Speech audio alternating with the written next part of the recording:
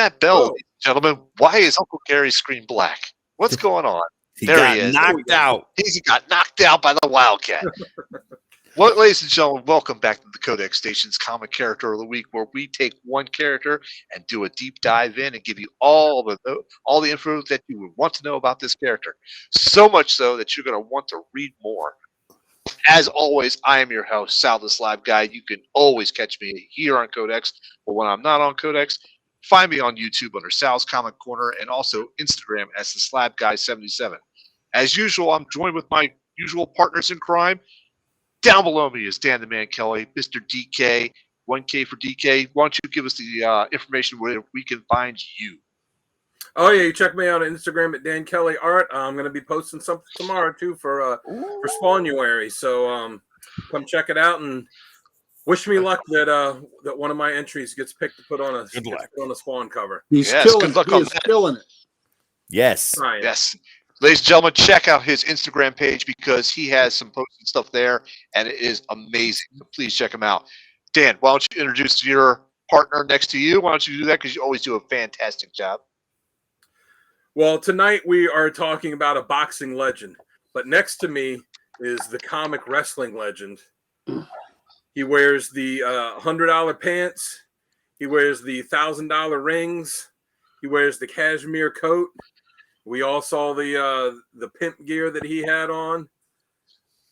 Ladies want him, and men want to be him, and men fear him. He is the Ric Flair of comics. He is Uncle Gary. Woo! Thank you. That's why that man is my road manager. He knows how to give an introduction. Thank you. That's right. I'm glad y'all like the outfit. I was wearing fur. For all of y'all want to see some really duds that were out of this world, when I'm wearing a pimp hat and fur, ain't nobody can touch that. You can catch me at Comic Logic. Please come see me at Comic Logic. I'm a proud co-owner of Loudoun County, Virginia's only comic book store, and I was just there yesterday morning. You can catch me every Wednesday getting that 4-color ink right in these veins, and when you get that ink in there, you build them big biceps. Yes, you can, and that's what we want. You want to get strong because reading comics makes you strong. That's right. Because you're lifting stacks of books, then you're lifting short boxes, then you're lifting long boxes, and you're moving them here, there, and everywhere. Comics make you strong. Read them and do some push-ups. Also, we want to give big love to Archduke Kevy, who is our founder of the Comic Character of the Day site that bound us all together. It's where we got acquainted, and it put us in touch with one another. So we always owe him a debt of gratitude. I post the cover of the day. Our good buddy over there, Dan Kelly, posts a random panel of the day, a question of the day. Sal is a frequent commenter and collaborator. And Tim look at that gaze. Look at that gaze. He puts some glasses down, and he is ever vigilant. He is ever watchful. He is making sure that we are on track. And speaking of Tim, let me kick it back up to our very own Dr. Johnny Fever. He is our doctor of the airwaves. He is the man with the plan, with the rock and roll in his soul, spinning that knowledge, not on disc, but out of that cranium of his with deep, insightful comic knowledge coming forth with those golden pipes. Tim the Terrible. Ladies and gentlemen, it is a pleasure to be here servicing you tonight. And I don't mean on my knees. I mean front and center. Bent over the kitchen counter and cutting onions, ladies and gentlemen. While I am getting the cucumbers nice and ready, why don't you go ahead and hit that like, share, subscribe, and follow on all the socials. Uncle Gary, what do we have for them? We have all the socials, and we want to give them to you. That's right. Unprotected, unfiltered, and raw. Raw dog. Codex Station, ladies and gentlemen. And when you go to bed tonight and you lay down next to me and my sultry, sweet voice, I'll let you put on one of my shirts. Go to thecodexstation.com to get that merch, meet the team, and so much more. Ladies and gentlemen, thecodexstation.com. Wow. Right, there you There go. you go. That's an offer. Wow. Wow, did we just dip into the X-rated side pretty quickly there? It is a Not even- not Thursday. even- But let me tell you, let me give you a quick little story about yesterday. So I'm on the podcast, and before the show starts, they tell me that Tim says, "Now Gary, remember this is a more family friendly show than the other shows, so we're going to do this now." I said, "Okay, I'm on board. Won't be cussing. We're not going to cuss." 2 minutes into the show, he drops an F-bomb. What was that? Sonny He did brought what I that was out, gonna do. to be And fair. then it went downhill from there. And then all of a sudden, like, if he's dropping F-bombs, then I can misbehave here. Yep. In No, my I watched that defense, episode. It was in my defense, Sonny forced my hand, so Oh yeah. the defense rests. he was Yeah. All right.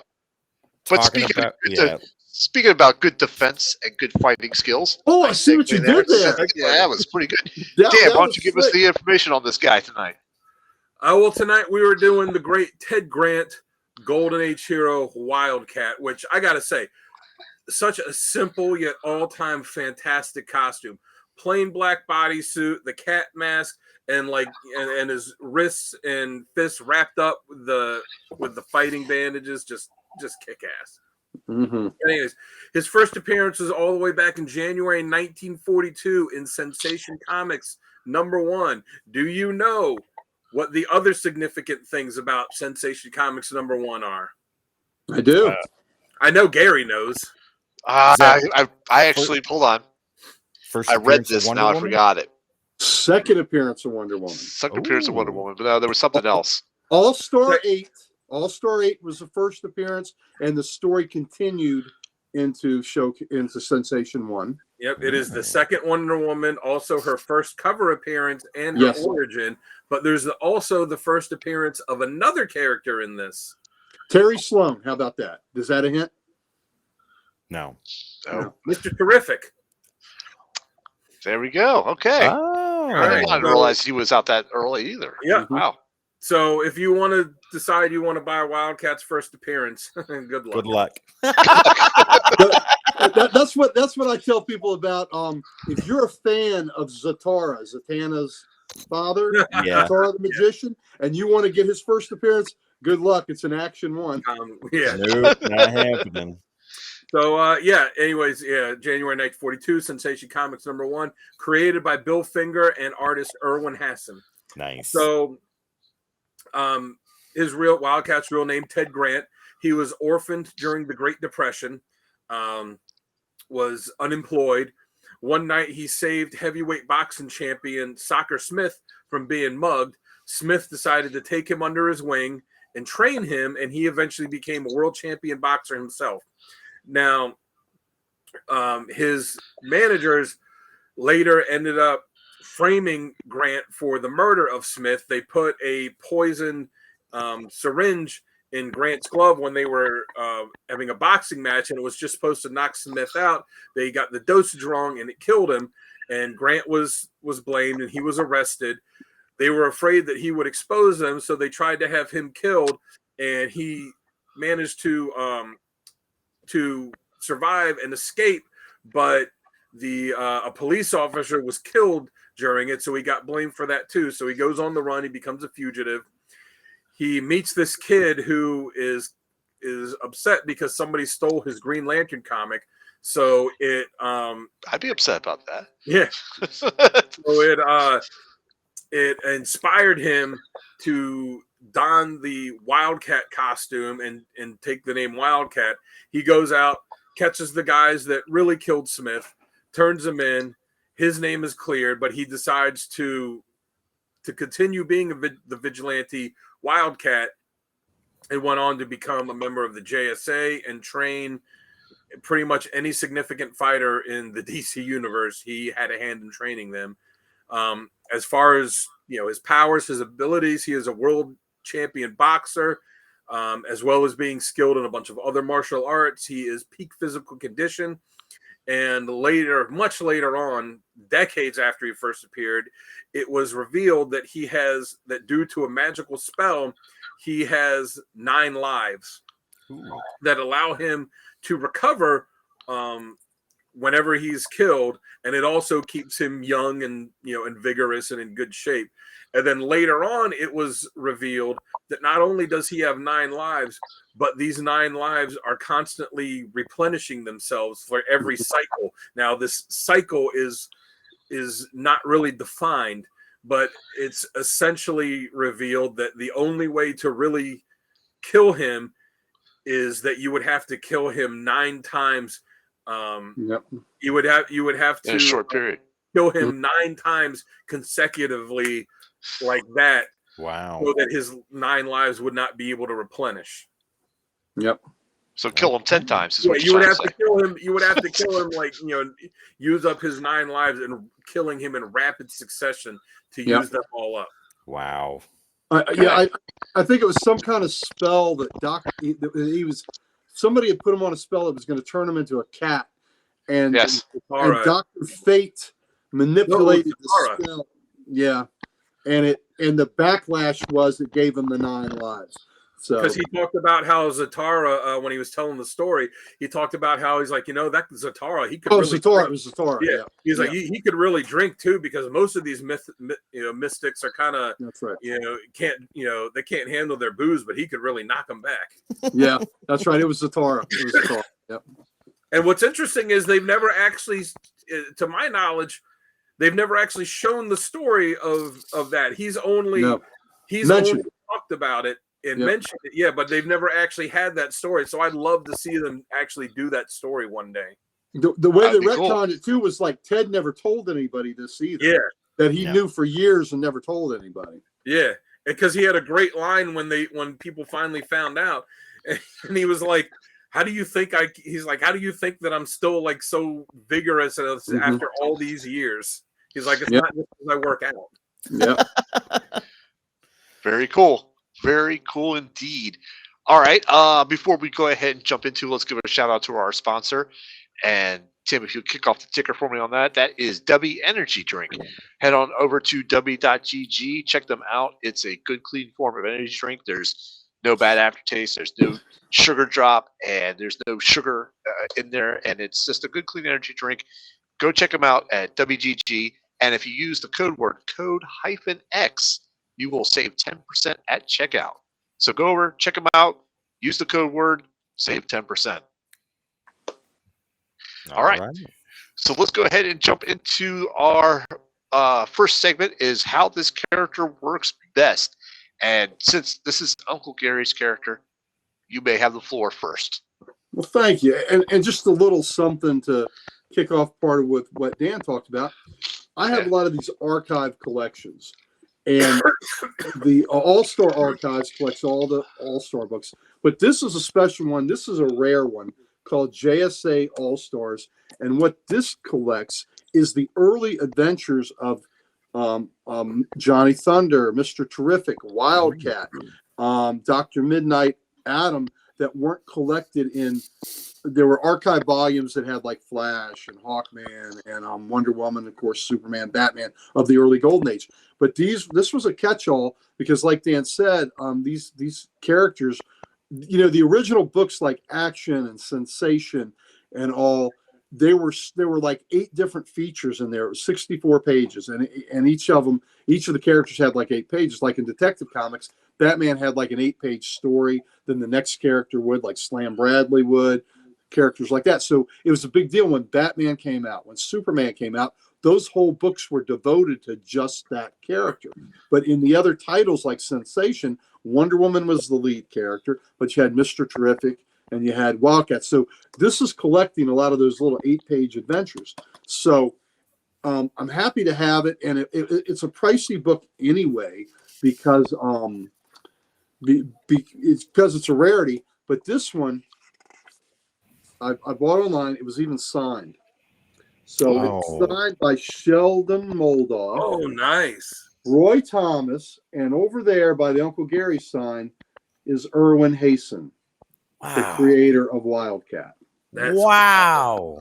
Isn't That's that pretty awesome. cool? Those are three pretty good ones to have. And what's even cool is this. Oh, Hold the other side of the way. There you go. You see who signed it? Wow. Erwin I can't- Hasten, Oh, nice. the creator of Wildcat. And you drew got a this sketch. man. Man, that's awesome. So Bill is the guy that had this done, and I bought this online. But this is an original Wildcat sketch by the artist who created Wildcat. Wow. Pretty freaking cool. It also came with a picture of showing Hasten and I guess Bill. You know. Wow. So Yeah. the little fellow's Hasten. So how cool is that, right? To have a That sketch, is pretty cool. to have a sketch of the original Wildcat artist. Ain't that something? That is really awesome. Yeah, so so this book is rare anyway, but to have that, and just since I have this book, there's something kind of cheeky I should show you about the Golden Age Adam. The Golden Age Adam's costume was a wrestling singlet. Yeah. You see how? Let's see. Can you see that in his up his Let's make butt? him front and center. Make him Yeah. front and center. All right, give me 1 second Yeah. here. Hold on, Gary. Let's All make right. him front and center on that. Not me. Yeah. Not you. There you are. All right. So, can you see that upper panel? You talk about some serious wedgie action going on with the Atom. Wow. Oh, yeah. Yikes. Yikes. And there's crack like that almost the whole time. But it's just funny. There's bring out the bigger thing. Let's see that sketch. Like Yeah, that. there's that. Yeah, sketch. that's nice. Great. Isn't that great? So anyway, that's my show and tell segment. So thanks for enjoying it. So back to the original question: how does he work best? Yes. He works How does best. it work best for you? He works best for me when he is a street level brawler, and he is just feeding you this and that. He's giving you knuckle sandwiches left and right, and it's brute force, blunt force trauma to your cranium or to your midsection, and he is knocking dudes out. And so that's just a lot of fun in itself. He's also a great teammate in the JSA, and I think his greatest legacy is the fact that he's been labeled as the trainer. He taught Batman the sweet science of boxing. He's taught Black Canary from a young age, taught her how to how to fight. He's even taught Superman how to fight. One of the greatest, funnest Wildcat stories I've ever read, and I didn't include it on the must-read list because it was just a small story in the Green Arrow 80th anniversary special that came out about 3 years ago for his 80th. There was a story in there where Black Canary sends him to train at Ted Grant's gym, and Batman's walking out, and Green Arrow's like, "What?" And Batman's walking out, and Batman even says something snarky to Green Arrow. He says, "Yeah, how's the Arrow car?" So, anyway, so a cocky Oliver Queen gets in the ring, and Ted Grant's just pounding him, and he's not hitting his face, but he gives him a body shot that's got him on the ground heaving, and the Canary comes in, and he says, "Yeah, Donna, he's kind of pretty, so I saved the face for you, but he's got a strong right. I guess that's from pulling that bow, but he needs some work, blah blah blah." And it finally dawns on him because you didn't tell me it was Wildcat as Ollie's on the ground. Oh wow!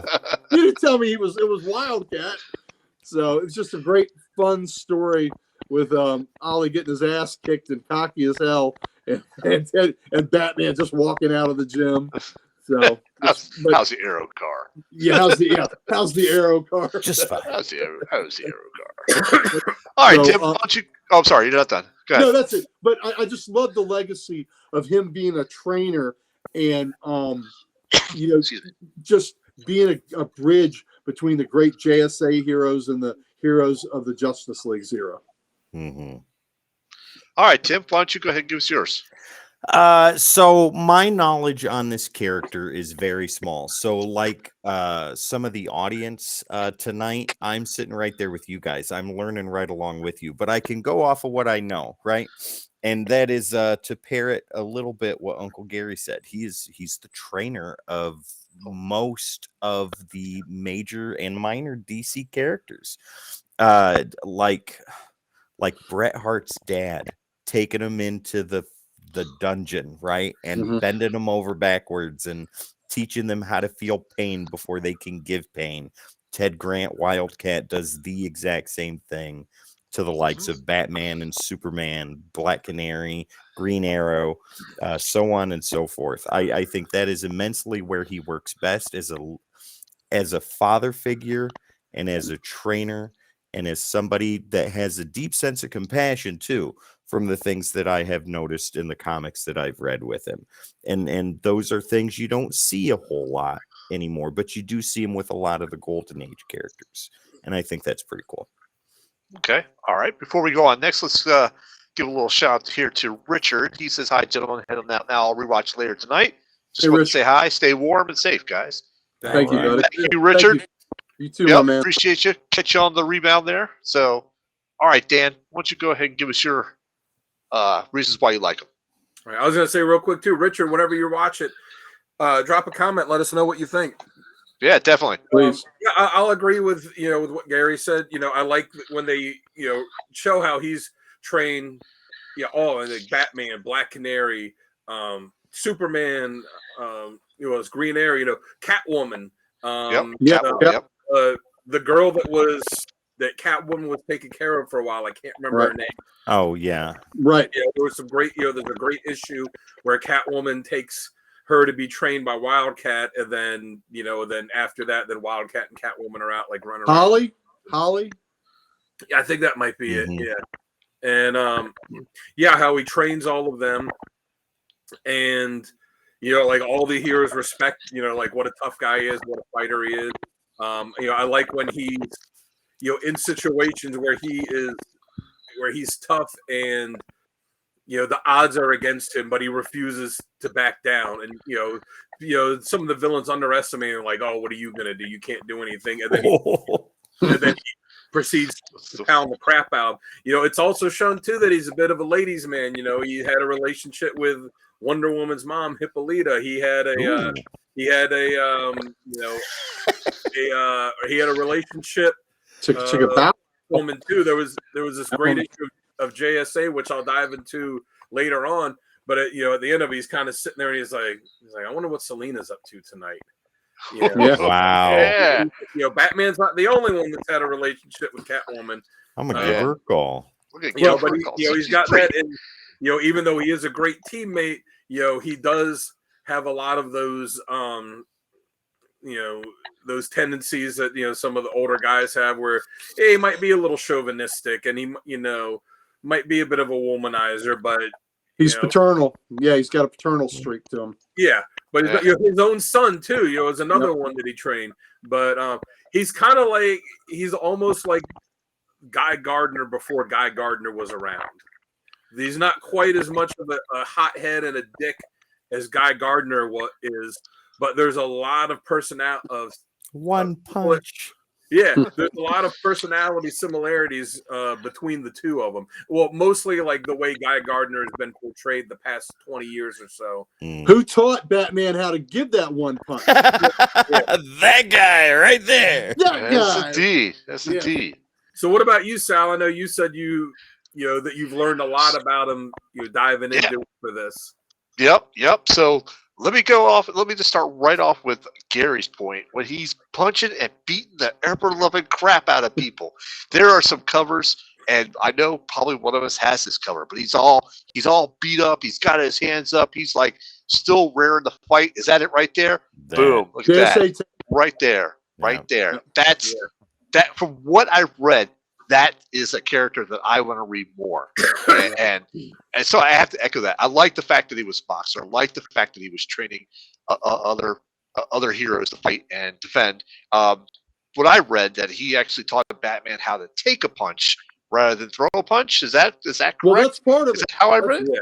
Well, maybe you did. He taught that's part of boxing is to take a punch and throw. How to take a punch? Yep. Yep. Because Batman's been trained by like every person on the planet, to for his skill. So probably he was probably teaching more how to take a punch and into a fight, when that happens. But that being said, it's still like the fact that he was training, and he's still like trained with Catwoman and Canary. I love that. That's just awesome. It just shows it, and I think Tim, you hit this on the head right away. He is the bridge between the JSA and the modern League of Justice. Oh, was that you? Gary, yeah. You said that? Okay, I'm sorry, That Gary. was me. You said That's that. okay. Yeah, so he is the bridge between the JSA and the modern league or modern day Justice League. Thank you. God, you're good. We're with you, baby. We're on board. We're good. I'm gonna go a little Wildcat myself on my son. Damn. Anyhow, so yeah, that's what I think works best with him. I really do, and it just made him sound so interesting that I'm like, okay, this is a dirty, gritty type of fighter. Yeah. I got to read more about this guy because he just looks like if you're down to like the last person on your side, you want it to be him. That type of thing. Yeah, he's gonna pick you up and be like, "We ain't done yet. We ain't done yet. I didn't hear no bell." That's right. There's one, That's and right. I forget. Ding. There's one where he was training, and I forget what issue it is. Gary might remember where he's training Starman, not the Golden Age Starman, but the modern day one, the one James Robinson was writing. Right, one from the late '80s, early '90s. Yeah, that sounds right. That was Starman's son, and Jack he's Knight.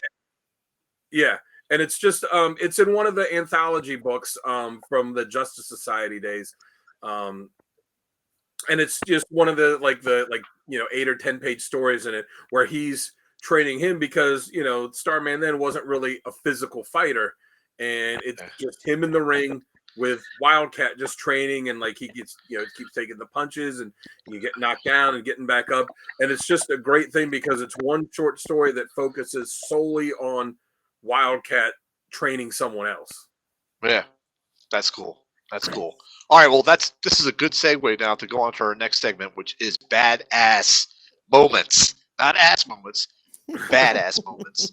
And let's go, Dan. Why don't you just go ahead and start with yours then? All right, I got some pretty good ones, I think. So I'll start with my earliest one. It's from All-Star Comics number 68. Psycho Pirate, who was a great great villain, and was an old Justice Society villain, had used the Medusa mask, and he had essentially taken over Green Lantern, and Flash, two of the most powerful JSA members, and had manipulated them, using the mask, and they were out there and they were out of control, and then the rest of the JSA was trying to stop them, and he was kind of hitting them with stuff too, and essentially the whole Justice Society was down for the count, and Wildcat comes in, and Psycho Pirate tries using the mask on him and is looking him directly in the face. And for anyone that doesn't know, Psycho Pirate has the Medusa mask where he puts it on, and then whatever emotion he projects, he will project it onto you. Fear, lust, terror, whatever it is. And he's looking at Wildcat and be like, "Oh my God, you're afraid. You're so afraid. You're terrified." And Wildcat's just like, "Nope," and just goes out. Like he's already gotten rid of all these powerhouses in the JSA one way or another from manipulating them or making them fight the other ones. And because Wildcat just has no fear, he's like, "You're not going to do anything against me." Yeah. And the next one I'll say is from JLA number 31. It was the Crisis Times 5 storyline where Grant Morrison was like, "Hey, I'm going to do this storyline with the Justice Society," and that was kind of the beginning of DC bringing them back in and starting to use them again. And this is the issue where it's revealed that he has these 9 lives, and it introduced Jakeem Thunder, who was JJ Thunder at the time. Thank God they changed his name. And he's gotten Thunderbolt, and the bad guys are coming, and he's like, I can't do this. He's got the Thunderbolt, which anyone that reads it knows, that's one of the most powerful things that there is. And Say you. he's like, I can't do this. I can't, be a hero. And Ted Grant's like, I'm going to show this kid that we need him. And essentially he steps in front of a blast, that's intended for him and sacrifices life. It gets killed. And they're like, oh my God, Wildcat's dead. His heart exploded. He's dead. And then a couple pages later, he wakes up and that's when he's like, oh yeah, I've got the 9 lives. And Alan Scott goes, since when? He's like, since 1954. He's like, how do you say this? Yeah. But he was still willing, even with 9 lives, like he was still willing to lay down his life and make that sacrifice to show Jakeem Thunder, like, this is what it is to be a hero, and this is what you have to do. And then, it ended up, as always, they saved the day. Right. And my top one is one, it's actually from the cover that Sal, just talked Sal, about. you got to read that issue. Read that issue. Okay, then I will. JSA 10, Wildcat is in the brownstone, the JSA headquarters by himself. He's in a bathtub recovering from his wounds from the previous battle. He's got like a cast on one hand. The Injustice Society breaks in because they're after something, and he's the only one there. And they attack him. They're like, "Oh, we'll take this guy out." And he kind of escapes him initially, and Johnny Sorrow, someone is Icicle says something, it's like, how are we going to take him out? And Johnny Sorrow's like, he's an old guy in a bathrobe. Figure it out. They underestimate him, and Wildcat comes out and just proceeds one by one to just take them all out. And beat them all on his own. Like some pretty powerful characters too. And yeah, that's JSA 10, right?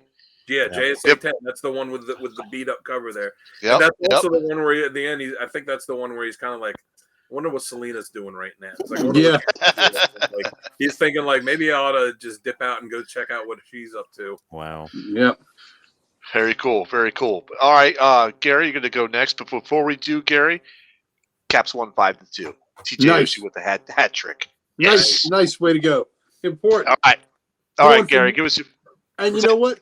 The way I understood it, he's trained many of the NHL fighters too. I wouldn't doubt it. Tom Wilson learned from Ted.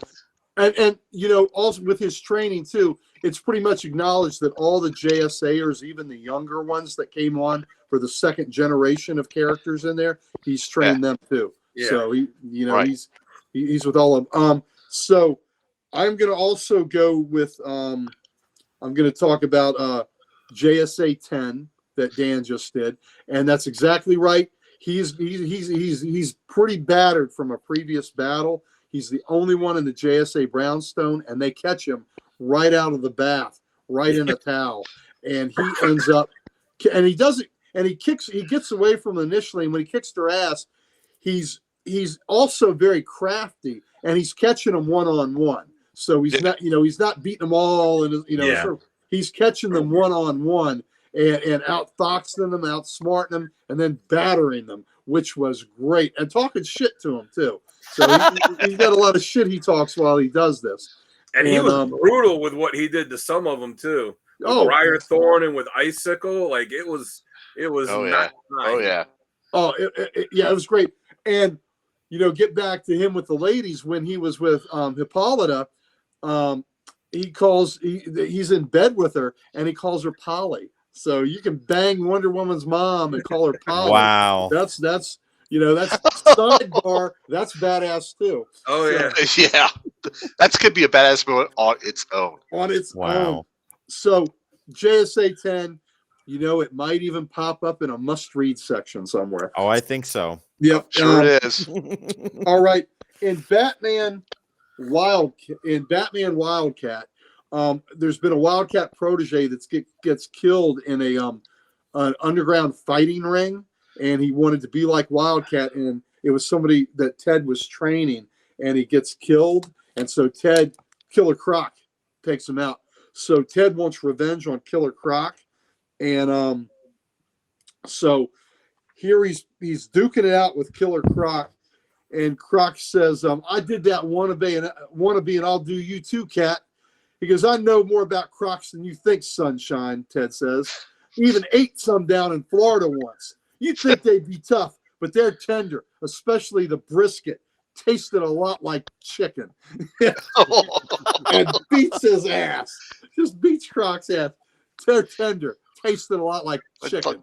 Wow. Yeah, just beats. Now look, Killer Croc, when Batman beats him, he usually needs a little bit of help.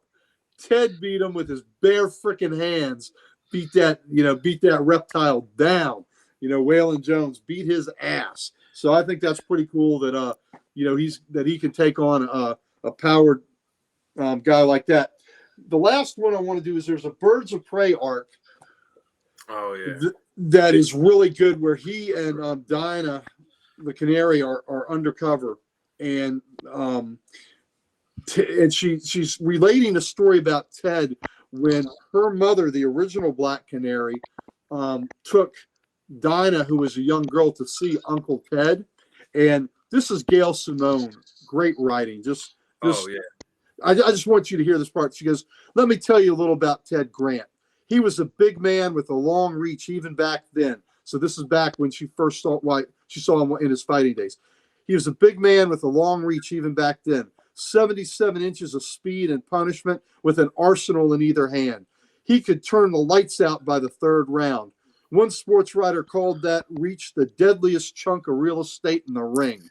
Another called it, isn't that great? This is great writing by Simone. Another called it Grant's tomb, because if you stepped inside, odds were you'd be flat on your back soon. Grant's tomb. That is awesome, Gail. Gail Simone, God dang it. His hands were that lethal and fast. Brother, you could hear the air crack open when he punched. See, I was just a kid when I first saw him. To me, he'd always been this sweet, gentle man. I pestered my mom for weeks to let me see Uncle Ted ply his trade. I believe she thought I'd be so horrified that I'd run out of the arena crying my eyes out and never want anything more competitive than a game of Scrabble for the rest of my life. And there's an image of Ted walking out of the ring victorious, winking at Dinah, and she's just a kid. And she goes, bad plan, Mom. And it shows the young Dinah raising her hands, cheering. So that's just great writing. Gail Simone, who scribbled on my copy. Nice. But in this story, they're going to Singapore, and they're dealing with this old man who pretends to be a little more feeble than he is and not as sharp and up on technology as he is. And he's got employed these 12 brothers. And they're all named after zodiac signs, rat and snake and things like that. But these 12 brothers are cocky as shit, and they don't know who Dinah and Ted are. So they figure, maybe she's the money behind the operation, and he's he's kind of like her bodyguard or a protector, like a strong man. Yeah, they underestimate him, and at one point, they throw stars at him, the throwing stars, and he catches them in his hand. He says, got any more? so he puts his hand up to catch him, and the stars are impaled in his hand. Got any more? And he's got a guy that comes behind him with a garrote and's got him. Ted flips him down and punches him straight to the face, and he gets away with a police officer that was in jeopardy. And later on, when these members of the 12 have to report to the old man, he says, well, what happened? How did the police officer get away? He goes, I don't know. I can't answer that. He goes, why not? He goes, I was unconscious. Oh, that's great. I was unconscious. So, again, this might wind up in recommended reading, but it's just, again, underestimated. And then after that, when these guys wanted, when the Donnybrook really gets on, they go, they want the boxer. I want the boxer, because they want a little bit of a payback. And just a little side, I tried so hard to find out where exactly this was, and I couldn't find it. So that's why I couldn't listen. But there was some story where Batman and Nightwing were following in Wildcat's wake, and they were trying to catch up with him because he was on the hunt and going after the bad guys. And they were always one step behind. and every place they went, there was nothing but knocked out dudes unconscious on the ground. And at one point, Batman and Nightwing are like, well, he's certainly got his own style, doesn't he? but just Nice. knocked out dudes everywhere, hell of a style. So that's my man. That's Ted Grant.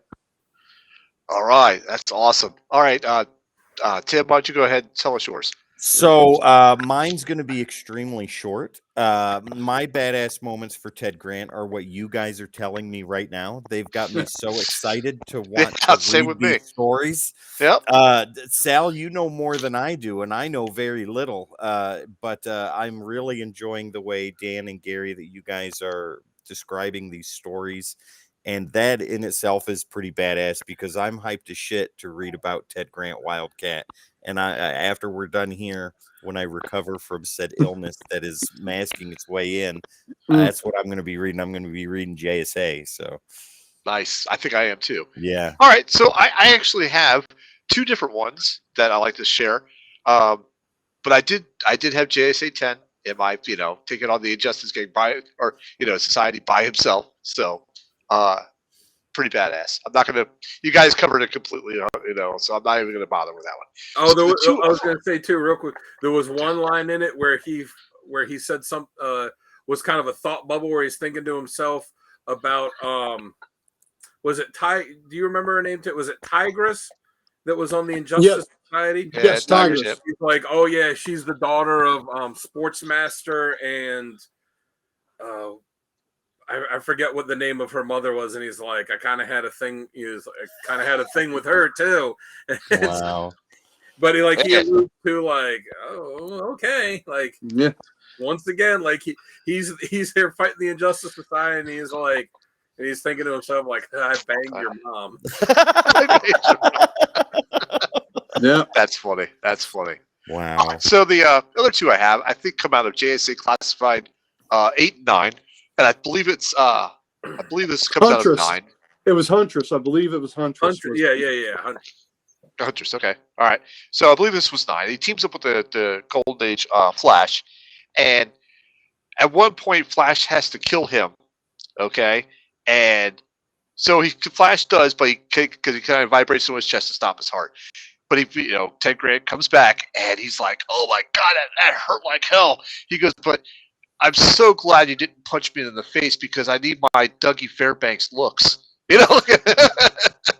goes, "Thanks for not, punching me in the face, or something like that." He goes, "What did you do?" He goes, "Oh, I just reached in and stopped your heart." He goes, "That hurt like hell, but thanks for not punching me in the face." So, and then later on in that issue, he actually had to stop the Flash because it looks like the Flash is being taken over, and he says that classic line of like, "Oh, this is going to hurt me more. It's going to hurt you." Well, it does hurt him a lot more than the Flash, but the panel. I wish I could show this to you guys, but the panel itself is just him clocking the Golden Age Flash. The Golden Age Flash is completely going like this, and it's just like one of those. The way they have drawn Wildcat, he is like a straight line from fist to toe, like this, through the Flash, who is like going completely back, leg in the air. It is an incredible shot.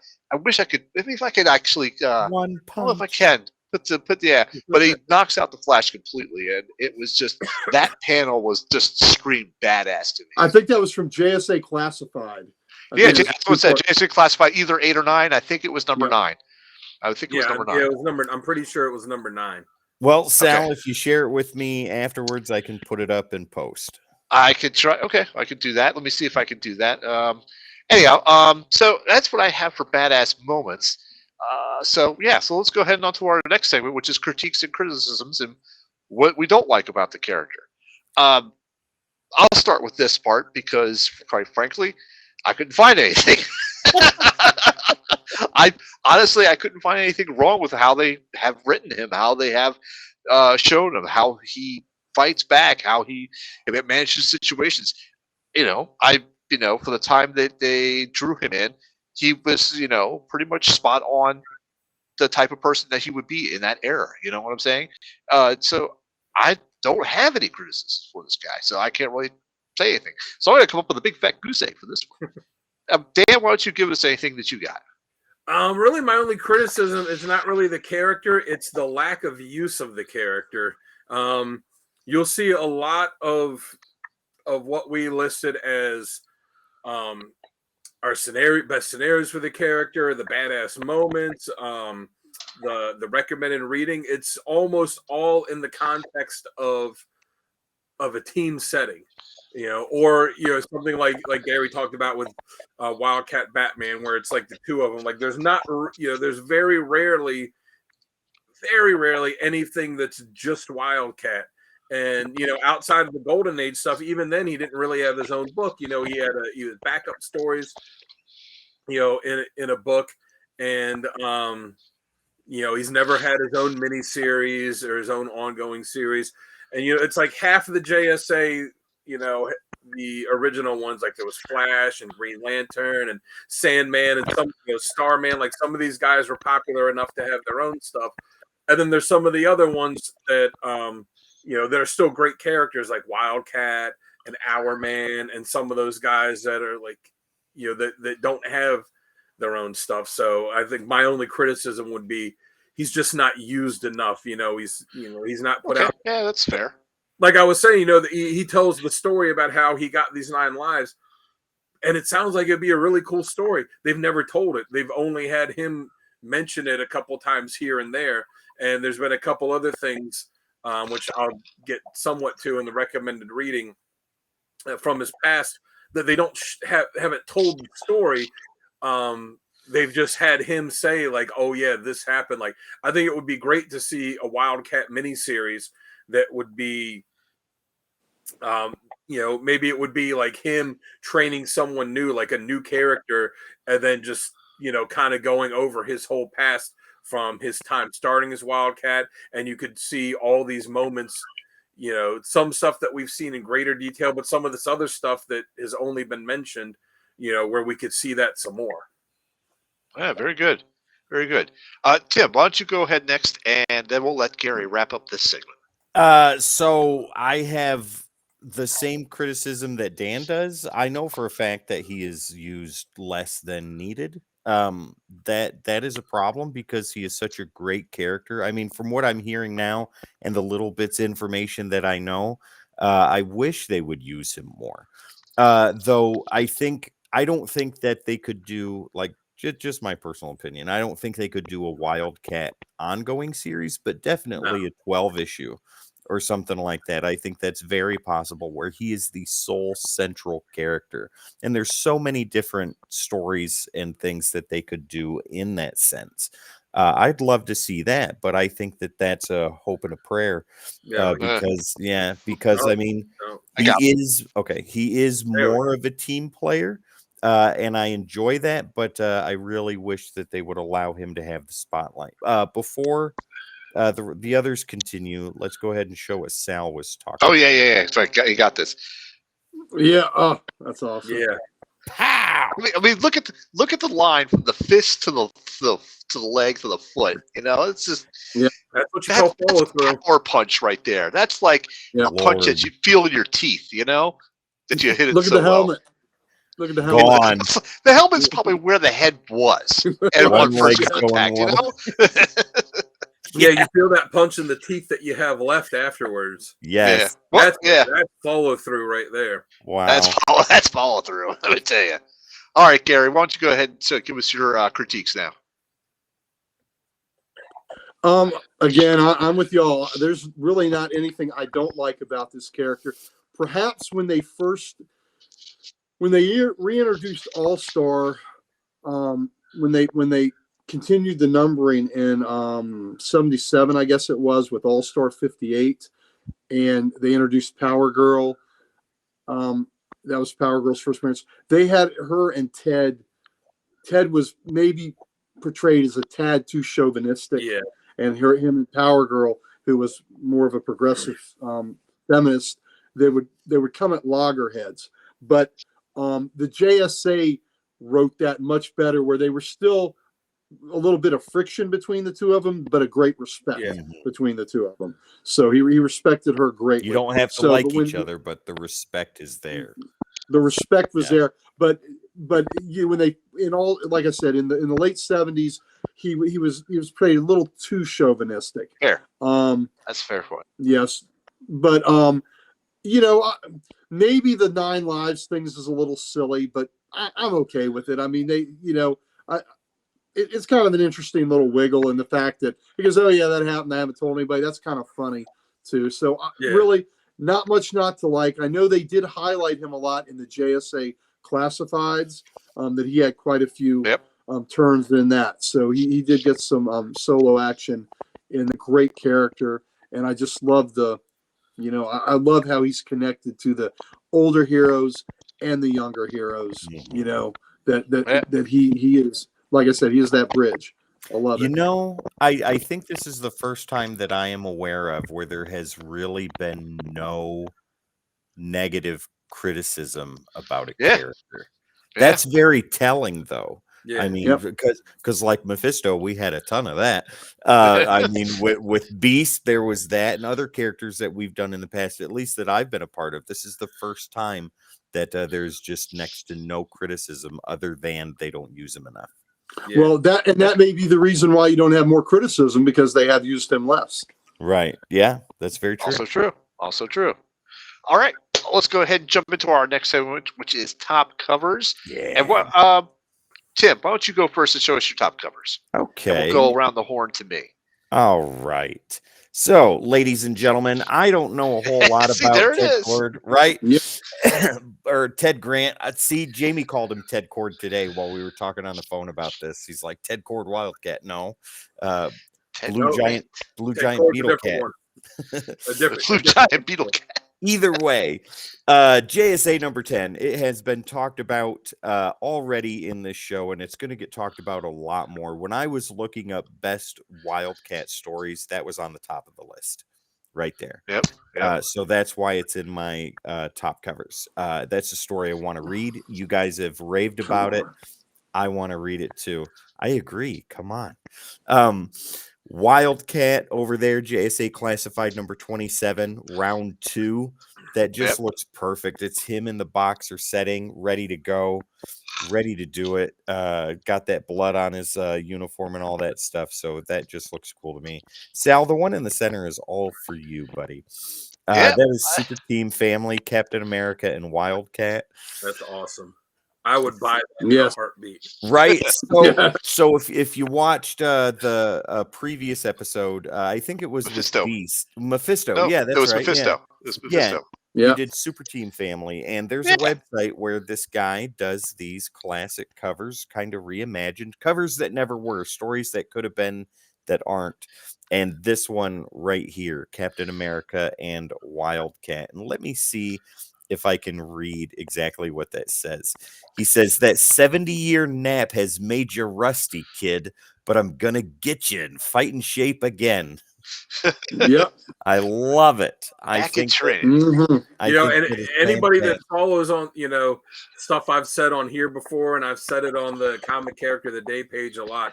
I just am shocked that they've, I guess not shocked because, they're not top tier stuff, but I mean, why have they never done a Justice Society Invaders crossover? It makes so much sense. It makes so much sense to do, and it wouldn't even be hard to explain it because they both fought the same villains. They both fought the Nazis. And then the whole thing with the Spear of Destiny in the DC, you could use that to explain something like I would love to see that. And then you'd get to see something like this in real life. Yeah. But I mean, look at that. The positions of the characters are very telling, right? Cap is all but down flat on the ground, and Wildcat is just hammering on that shield. I love it. Well, how he's taken existing images from different books and put them together magnificently. Yes. He does a great job. Oh, yes. I agree. Oh, yes. Yeah, so those are mine. All right, Uncle Gary, let's see yours. All righty. There you go. Let's put them up there. All right, so I'm going to start on the far right. That's Alex Ross. You can't go wrong. That's awesome. With Alex Ross. Can't go wrong with that at all. That is awesome. And that is his son, Tomcat, that he's given the noogie to. His son can turn into a werepanther, is pretty much what he can do. And Tomcat, And Tomcat, you're going to be really shocked with how we've discussed Ted Grant. He's the result of a one-night stand. Who would have believed that? Yeah. So, Yeah. What? Yes. That's Yeah. crazy. I know. That's crazy. So, but yeah, that's from the great Alex Ross. The one in the center, JSA Classified, number 26. That is by Matt Haley on the pencils and Jerome K. Moore on the inks. And I just love that. That's a perspective one where he's got this clown by his shirt, got that fist cocked back, and it's getting ready to be lights out, baby. It's hammer time.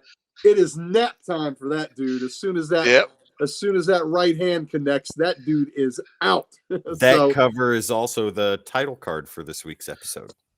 Oh, okay, awesome. Yeah. Awesome. That's great. Yeah, I love that cover. And then now on the left, all right, this one is really special to me. Brave and the Bold 118. I talk about Swamp Thing 9 being my favorite cover of all time. Mm-hmm. This would make my top 10 covers of all time. Batman and Wildcat co-starring the Joker. The Joker's the ref in the ring. Just look at them going at it, wearing the cestises.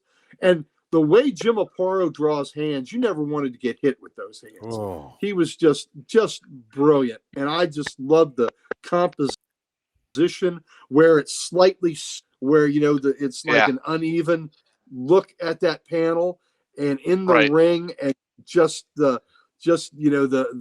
both of them are throwing savage lefts at one another while wearing the cestises.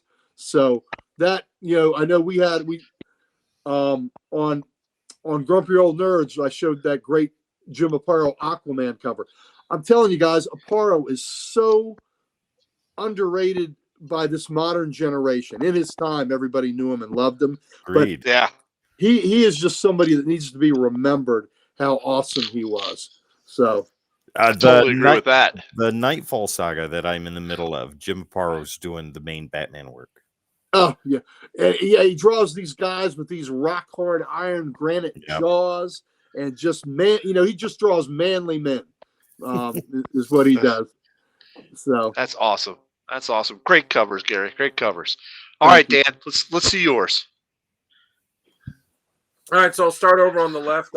Gary already had it on his, but I mean, Alex Ross is it's fantastic. I love that it's him with his kid, and he's, like you said, he's giving the little noogie. You can't really go wrong. Alex Ross had some of those. I mean, he had a series of the Justice Society covers. He did first on JSA and then on Justice Society of America, which started about a year after JSA ended, which just some fantastic covers there. And I like that it shows him with his son. It's so it kind of goes into the mentor aspect of it. The one in the middle, JSA 55. I love that cover. That's one of my favorite holiday covers. Yeah, it's so funny because you see Wildcat sitting on Santa's lap, and the other kids are there waiting, and he's got his list. And I love that the one girl says, "Wow, Catwoman needs a shave." And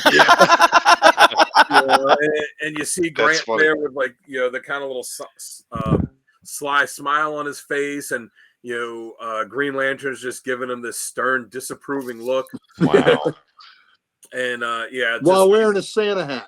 Yeah, just a nice, lighthearted, fun cover, because as tough and as badass as Wildcat is, he's also a guy that likes to kind of joke around a little bit and have some fun too.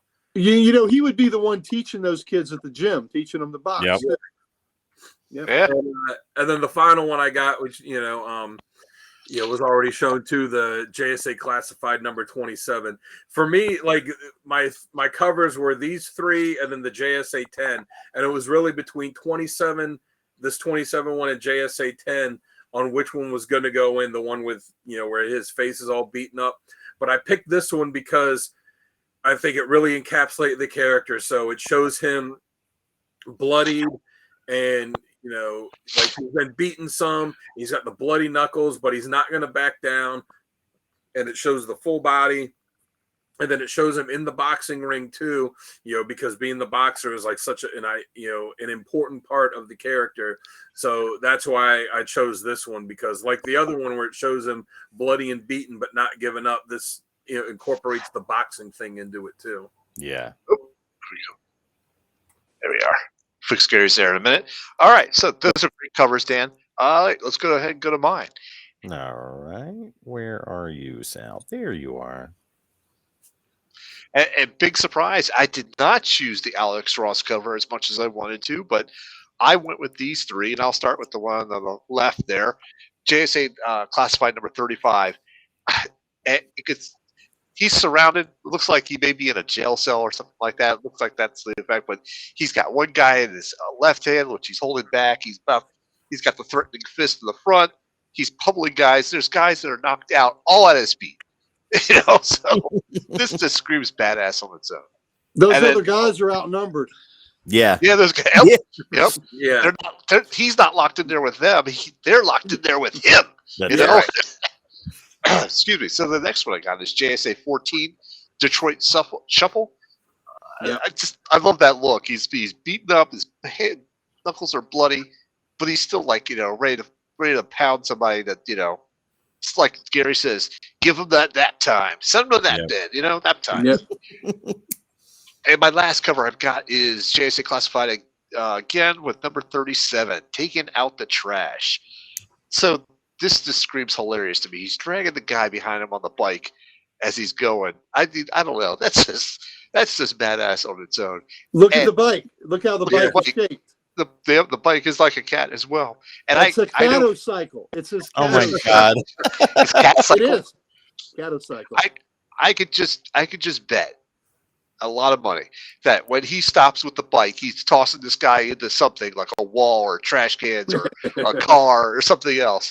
That's where this guy's going to end up. Take it out since the title says "Take It Out the Trash." Wow. I'm gonna guess he's gonna throw it into a dumpster or throw it in some trash cans. That's my guess. When this bike stops, that's where that guy's ending up. So there you go. Those are my top covers there. Great covers. All right.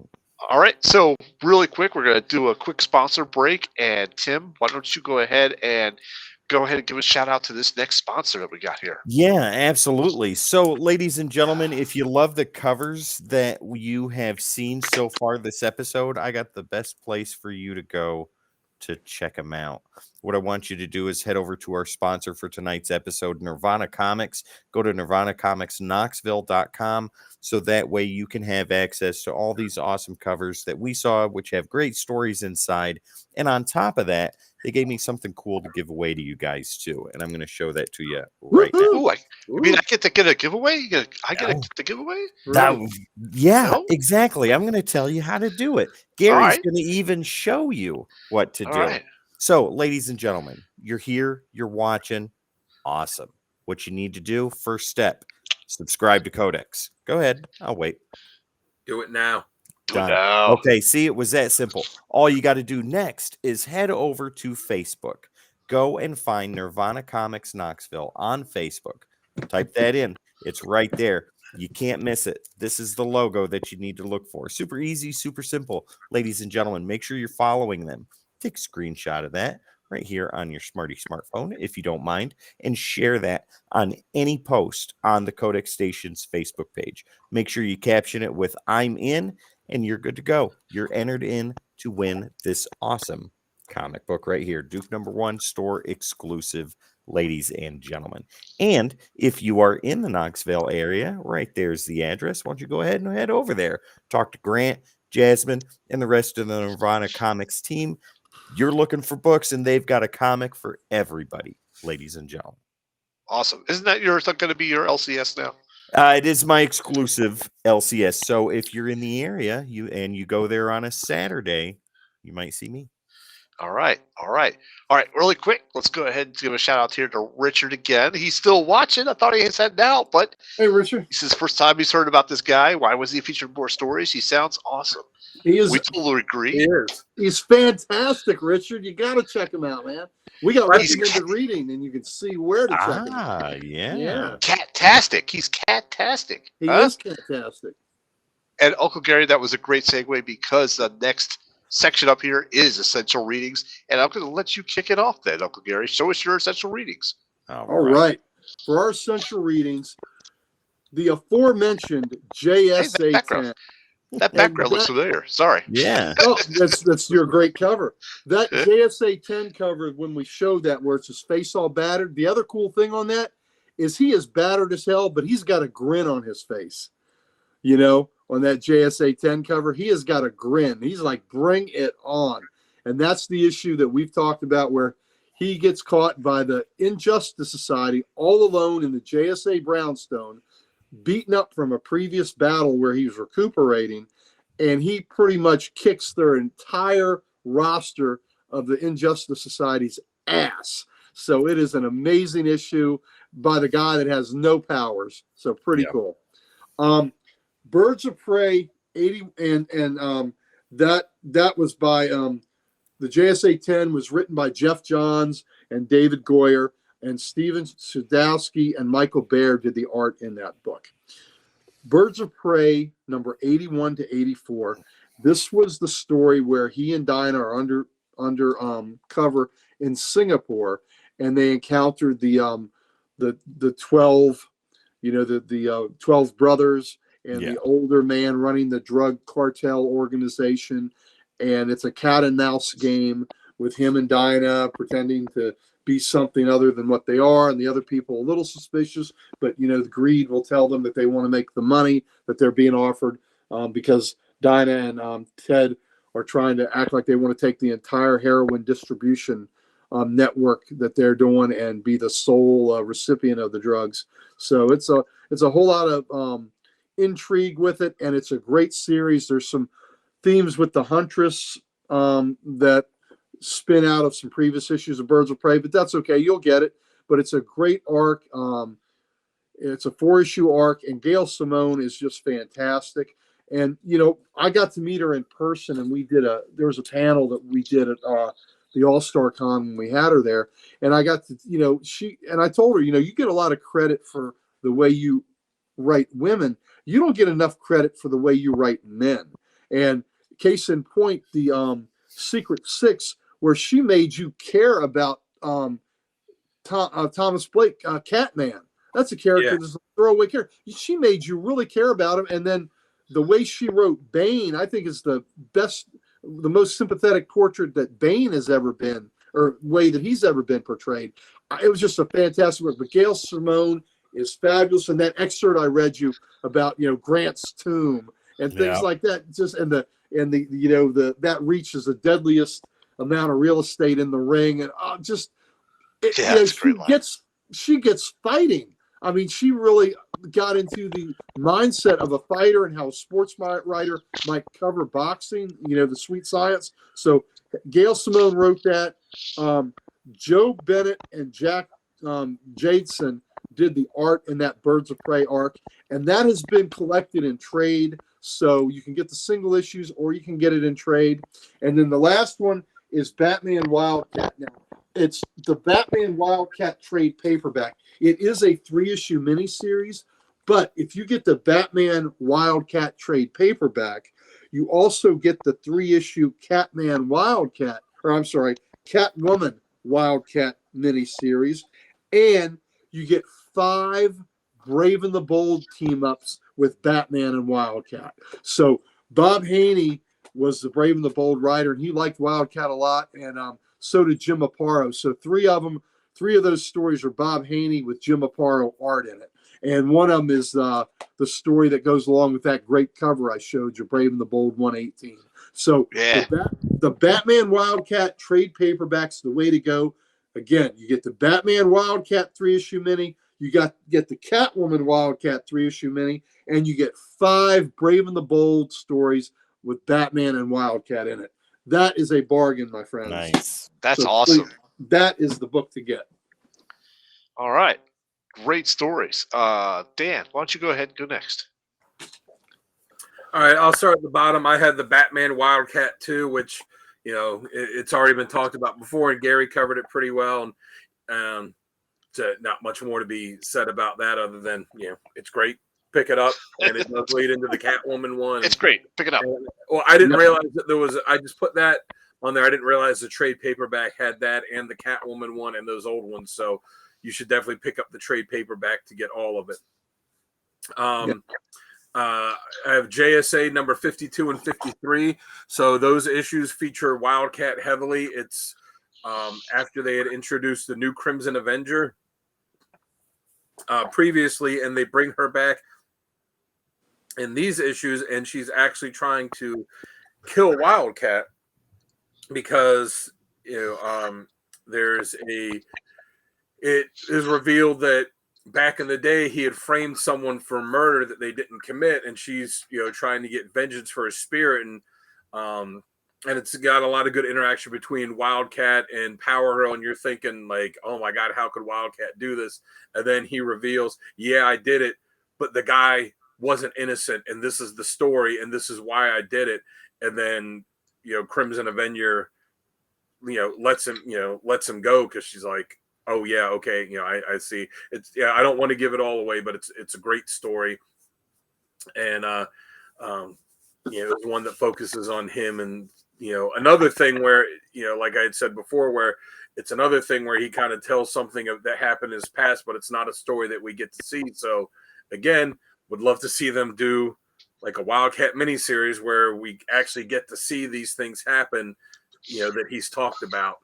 Yeah. But then at the top, it's actually not Crisis Times number 5. I guess it was just typed in there wrong. It's the storyline is called Crisis Times 5. It's the Grant Morrison JLA issues 28 through 31. It's like I said before, it's where they brought the JSA, brought them back, and was kind of using this as the kind of, I guess, like the testing ground, the springboard to then launching their own series again a little bit after this. But the story is that it involves like the fifth, some fifth dimensional imps, and it introduces Jakeem Thunder, and him with the Thunderbolt that Johnny Thunder used to have, and this disgraced Justice League character Triumph. And it's not solely a Wildcat story, it's the JLA and the JSA, but Wildcat is, among all of these characters are in it, Wildcat's a character that really shines, and you could tell from his writing that Grant Morrison really liked the character. There's some great interactions between him and Plastic Man early on in that first issue at number 28. Says something kind of smart to him, and Wildcat just grabs him by the throat, and he's like, yeah, shut up, O'Brien. I remember when Sister Mary Margaret or whatever used to beat you with a ruler, and something like that. I can't remember exactly what it was, but like there's just some fantastic dialogue that he has in it, and some great moments. And like I had in my badass moment where he sacrifices one of his lives, to show Jakeem Thunder what it means to really be a hero. And then that's also where he reveals, oh yeah, I've got these 9 lives. And like I said, while it is a team story, he is one of the more prominent characters that's in it, and it's it's really some great stuff. Nice. Good job. Very good. I'm pretty sure you can get that in one of the trade paperbacks for JLA. Like I said, the name of the storyline was Crisis Times 5, so I'm sure that's what the trade paperback would be called too. All right. Very cool. All right. Tim, why don't you go ahead and go next, and I'll go last in this segment. Okay, so right here, it's all stories we've covered. So I haven't read any of these, but the reason that they're on my list is because these are the ones, while I was looking at Wildcat stories, are the ones that I got the most excited about. So JSA number 10, right off the bat, we've talked about that at length on the episode so far, so I don't think I need to go into that any further. But I tell you what, I'm gonna find that this weekend, and I'm gonna read it, and I'm gonna text all of you and tell you how I loved it. You better. JSA classified numbers 8 and 9. I know those are specific to Wildcat. Those issues have to deal with him prominently. And this was on a top 10 best Wildcat stories list. So that is on here not only for me, but for everybody watching right now that has little to no clue who Wildcat is. So those Richard, are the issues with the Flash, I believe. Yes, it is. Yeah, that's part of my readings too. There you go. Pam here says he's awesome, easily my favorite JSA member. Pam, he is fast becoming one of mine. I'll tell you that right now. Good taste, Pam. Yeah, but down on the bottom, Batman Wildcat numbers 1 through 3. That is the first part of a team up story. For the first being with Batman and Wildcat, and then the second with Wildcat and Catwoman. So that right there, I think that these 3 stories are great introductions to the character. All right, very good. Let's go ahead and bring up mine. I'll go a little bit more into the JSA Classified, because when I was doing my reading and research for this, I could not get out of the JSA Classifieds series. I couldn't. I just kept going with this one. I'm glad you're putting these in. They need to be spotlighted. Right. Yeah. So let's start off with that JSA Classified 8 and 9. This is the team up with the Flash. It's the Spear of Destiny. This is the picture that we showed earlier with him knocking out the Flash. It's also the one where I had for my badass moment where he said, thank God he didn't punch me in the face. I need to keep my good looks, that type of thing, And so when I read of this Classified 8 and 9, the friendship between the Flash and Wildcat really reminds me of like Wonder Man and Beast. They got along perfectly. They knew each other perfectly well. They knew how to fight together. They knew each other just very well, and they got along perfectly. Hey, Sal, I got a question for you. Yeah. How were Wonder Man and the Beast such friends when Wonder Man was never an X-Man? That's because Wonder Man took a sabbatical from the Avengers for a while and hung out at the X Mansion. And that all happened in Hulk number 180. 180. The knockout has happened. Well done, Sal. Thank you, sir. So moving on, JSA Classified's The Fight Game number 26 and 27. This was like a self-discovery plot, and he found an underground superhuman fight club that he needed to break up as well. And from what I read of this was just awesome. So I need to read more of this because I don't have a lot of information on it. But what I read of this, I have to I want to go back and read the issues before and the issues after, because I got to see how this rounds out in an overall story. And then the last I have is JSA Classifieds 35 through 39. And this was, again, investigating his old gym. This is where he teams up with Catwoman. He learns to get more of his fighting ability back, into a better game. So that alone right there with teaming up with Catwoman, just 100%. Okay, I'm in. I'll read this. This sounds pretty interesting. And so when I read of this, it was just really, really good. And the writing, and I can't give any credit to the author because I don't know who it was when I was looking this up. I should have wrote it down, but I did not. But the story flow was really accurate, or I should say really well. I didn't feel disjointed in any way, shape, or form. Even for me, being brand new to this character, it did not feel any way like I was going, huh? Or anything like that. I wasn't confused. It flowed really nicely, and it made me want to read more. So those are my top stories. That's high praise right there. That's the highest praise we have, right? When you read something and you want to read more, you want to find out more about the character. Yep. And Richard is laughing probably at the Hulk 180 joke as well. So. Absolutely. That was great. All right. So for our last segment of the night, ladies and gentlemen, this is best artist and best writer that we have. It could be, they don't have to be on the same issue, but they definitely have done the character in one way, shape, or form. And I'll go ahead and I'll start first on this one. So there was a slew of them, but I'm going to circle back to that JSA Classified 8 and 9. And that was Don Kramer and Peter Tomasi. Is that right? If I pronounce that right? Tomasi, yes. Yeah. Tomasi. Beautiful. This was just great artwork and great storytelling. And this is what really kicked me off to say, I've got to read more. So those are what I'm going with. Dan, how about you? What do you got? For writer, I'm going to have to go with Jeff Johns. He wrote JSA for a long time. Some with the co-writer, like when he was writing with Goyer, some on his own. He's writing it again. But I feel like for those golden age characters, there's not really many writers, that can handle them as good as Jeff Johns can. And he's another one that is really good at writing Wildcat. And I'll say that like I said, Crisis Times 5 for the JLA book, even though he really only wrote Wildcat for those few issues in the team setting, like Grant Morrison did a really good job with him too. And for best artist, I'm going to say Howard Porter, from the way he drew him from that JLA book, because he drew him, bulky but not too bulky. Like, you really got the sense of him being his artwork, I think, really fits with a character like Wildcat, who's that street level kind of, grim and gritty type of character. Yeah. So yeah, nice. Jeff Johns, Howard Porter. Okay, very good. Uncle Gary, how about you?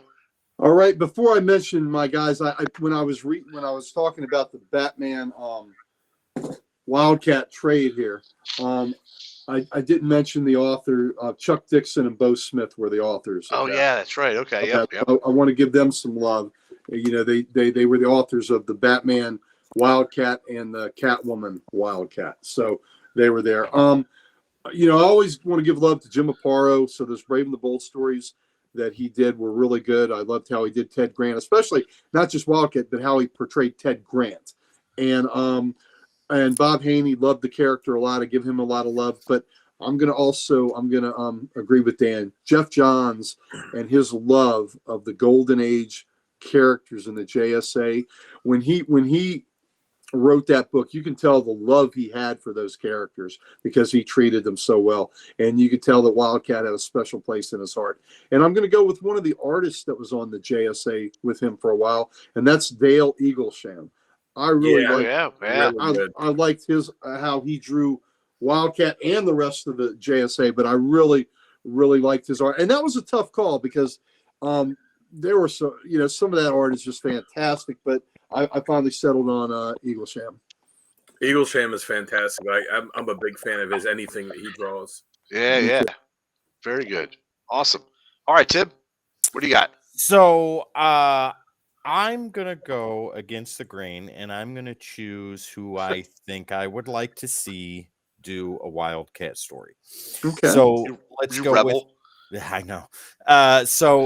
These aren't people that have done Wildcat, but I think that they would do a very good job. So writer first, I'm going to say Ed Brubaker. I would like to see Ed Brubaker do a Wildcat story. I mean, with what he did with Winter Soldier, what he did with Captain America, Black Widow, Batman. His crime books. Oh yeah. Exactly. So with what he does with his crime book, because boxing is a very seedy sport and all that, I think that is an off the charts wish right there. That would be fantastic. I would love to see Ed Brubaker. Oh, Wes, you rebel scum. Welcome to the show, good sir. But yeah, Ed Brubaker, and who I think would do a really good job with the artwork, I think these two would work very well together, is Jim Valentino. I would like to see his style of work, because with what he did not only with Guardians of the Galaxy, but what he did with his own creation, Shadowhawk, who was a street level fighter and was brutal and vicious. I think that those two would work very well together. I'd love to see Jim Valentino artwork. Let him do the pencils. Find somebody else that can do the inks and the colors.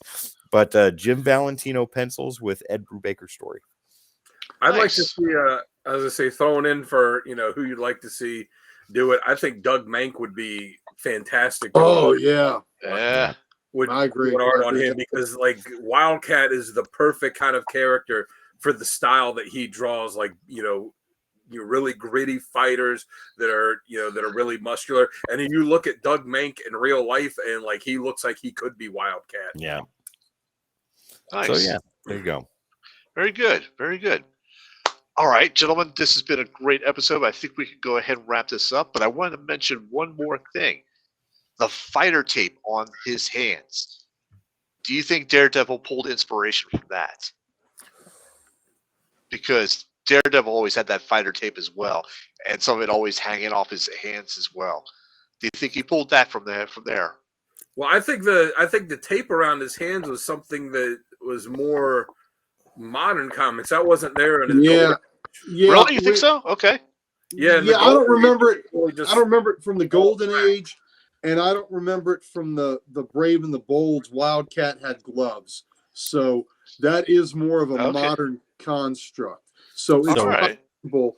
It's possible that maybe that we have to go back and see the first time we noticed it on Wildcat and the first time we noticed it on Daredevil and see. But here's an old Brave and the Bold cover, and Wildcat's got the gloves. Yeah, that's true. Okay, yeah, very good. Because even in that Justice League story that I mentioned, when when they brought the JSA back, I have to double check real quick, but I don't think that he had the tape on his hands then. I don't think he had it JSA classified. That's for sure. Yeah, absolutely. That was after that was after they launched the JSA, the JSA book, and the JSA book was out for a couple years before they did classified too as part of it. Well, so the JSA 10 cover, he's got it on his hands then. I'm thinking that this happened during that iteration of that. During the Jeff Johns era? Because I just pulled it up and I'm looking at that issue of JLA number 28, the first part of that story, and he doesn't have the tape on his hands yet. It's just the black sleeves that go into the black gloves. Yeah. Okay. All right. Interesting. So maybe he took it from Daredevil. Yeah, maybe he got it from Daredevil. Oh, but ultimately it came from boxing. Oh yeah. Right. Oh, absolutely. Yeah. Very true. It fits him too. I saw someone comment somewhere online that who would win in a fight, Wildcat or battling Jack Murdoch. Ooh. Well, I'd have to say, since Wildcat is a seasoned, was a champ. Jack wasn't a champ. Wildcat was a champ, and Wildcat also has all that experience of being a JSA member. So I got to think Wildcat outclasses him. Now, if they were to, in the new DC universe, if whenever they introduce the JSA, who do you think would be a good actor to portray Wildcat? I think if you want to go for the, for him as the older guy, Sylvester Stallone would be a good one. Yeah, that would. I think Stallone could be. I think because of his physique, Tom Hardy could be too. Oh yeah, Tom Hardy. Yeah. I was gonna say Tom Hardy. The younger one, another older one that might be good too would be Mickey Rourke.